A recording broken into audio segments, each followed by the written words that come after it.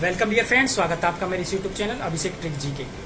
तो जो राजस्थान चित्रकला शैली का पिछली पार्ट की वीडियो के अंतर्गत जो क्रम लगातार चल रहा था उसको थोड़ा सा विराम देते हैं। उससे पहले पटवार सिलेबस का अध्ययन करते हुए जो भारत की जीके है उसके अंतर्गत प्राचीन भारत तथा मध्यकालीन भारत की प्रमुख विशेषताओं का अध्ययन करेंगे। इसके लिए एक टॉपिक्स को सबसे पहले नॉलेज में लेना आवश्यक है। ईसा पूर्व तथा ईसवी सन में अंतर, उसको आज इस वीडियो के अंतर्गत समझाने का प्रयास किया गया है। आइए समझते हैं। अंतर, जो ईसा पूर्व और ईसवी के मध्य अंतर है उसको किस प्रकार स्टार्ट करते हैं, आइए सबसे पहले देखते हैं। ईसा पूर्व और ईसवी में क्या अंतर है इसको समझते हैं।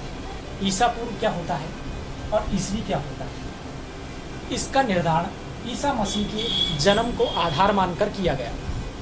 ईसा मसीह है, उनके जन्म को आधार मानकर ये देखा गया कि ईसा पूर्व तथा ईसवी का अर्थ क्या होता है। आइए वही हम आपको समझाते हैं।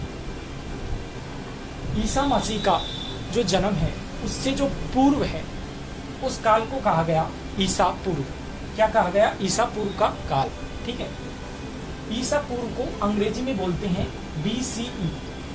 कई इतिहासकारों की पुस्तक के अंतर्गत अंग्रेजी वर्ड या अंग्रेजी इतिहास की पुस्तकों के अंतर्गत BCE का यूज होता है। इसका जो फुल फॉर्म है वो होती है बिफोर कॉमन एरा।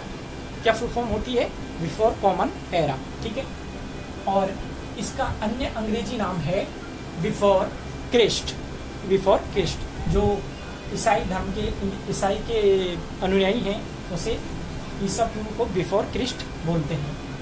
और जो ईसा मसीह के जन्म के बाद का समय है उसे ईसवी से जाना जाता है। ईसवी को अंग्रेजी में बोलते हैं कॉमन एरा। इसे अन्य अंग्रेजी का वर्ड AD यूज लेते हैं जिसका फुल फॉर्म होता है एनो डोमिनी। ठीक है। इसका अर्थ होता है ईसवी, जो ईसा मसीह के जन्म के बाद का समय कहलाता है। ठीक है। अब बात करते हैं जो ईसवी है उसके कालक्रम सीधे क्रम में होते हैं। किस प्रकार? जैसे अब जो कालक्रम चल रहे हैं 2012, 2013, 2014, 2015 जो लगातार कंटिन्यूटी में चलते जाते हैं वो होते हैं ईसवी के सन। ठीक है। जो अब चल रहे हैं इसे ईसवी सन कहा जा सकता है। और जो ईसा पूर्व का समय था उनका कालक्रम था जो उल्टे क्रम में चलता था। उल्टे क्रम में किस प्रकार? 2019, 2018, 2017 या ले लें 500, 449, ऐसे 448, ऐसे विभिन्न कालक्रम पीछे के घटनाक्रम में जो चले। ठीक है। ये हमारा समझाने का प्रयास रहा। और देखते हैं इसके एग्जाम्पल के तौर पे हम समझते हैं। जो भगवान बुद्ध है उनका जन्म था 563 ईसा पूर्व। क्या? 563 ईसा पूर्व। ठीक है। अब देखिए, आपको ये चीज़ समझाने का प्रयास कर रहे हैं कि जो ईसा पूर्व का समय है उसमें कालक्रम उल्टे क्रम में चलता है और उल्टे क्रम में हमें उसकी जो व्यक्ति है उसकी उम्र का पता चलता है। इस प्रकार भगवान बुद्ध का 563 ईसा पूर्व जन्म माना जाता है और उनका परिनिर्वाण है वो माना जाता है 483 ईसा पूर्व। ठीक है। अब यदि इनकी बात करें कि 563 ईसा पूर्व ईसा मसीह के जन्म से 563 साल पहले भगवान गौतम बुद्ध का जन्म हुआ। ठीक है। और परिनिर्वाण कब हुआ? ईसा मसीह के जन्म से 483 ईसा पूर्व पहले। ठीक है। दोनों का अंतर लिया जाए तो भगवान बुद्ध की उम्र निकल आएगी। उम्र का हो गया 80 साल। ठीक है। 80 साल का जीवन भगवान बुद्ध ने व्यतीत किया जैसे इतिहासकारों के द्वारा मन में दिया गया है।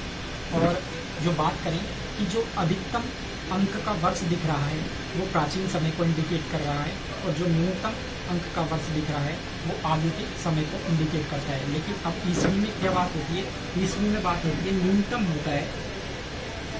न्यूनतम अंक का तो प्राचीन को करता है और अधिकतम अंक का आने वाले वर्षों को इंडिकेट करता है। ठीक है।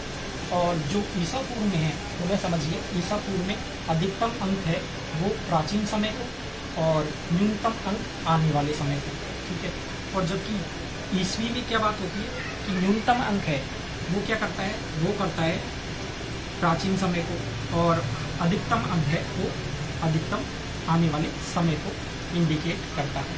यही है ईसा पूर्व ईसवी में अंतर। ठीक है। इस प्रकार हम वर्षों का अनुमान लगा सकते हैं और अनुमान क्या गणना भी की जा सकती है। ठीक है। और एक बार और पुनः थोड़ा सा ईसवी तथा ईसा पूर्व को समझ लीजिएगा कि 10 ईस्वी यदि कहीं वर्ड दे रखा हो 10 ईस्वी तो 10 ईस्वी का अर्थ ये समझिए कि 10 ईस्वी का अर्थ 10 साल है। 500 ईस्वी यदि दे रहा है तो 500 साल, ठीक है। 500 ईसा पूर्व की बात करें तो 500 साल पहले की बात कर रहा है। 500 ईस्वी की बात करें तो 500 साल बाद की बात कर रहा है। ये है पूरा टॉपिक जो हमने आज ईसा पूर्व तथा ईस्वी से संबंधित क्लियर किया।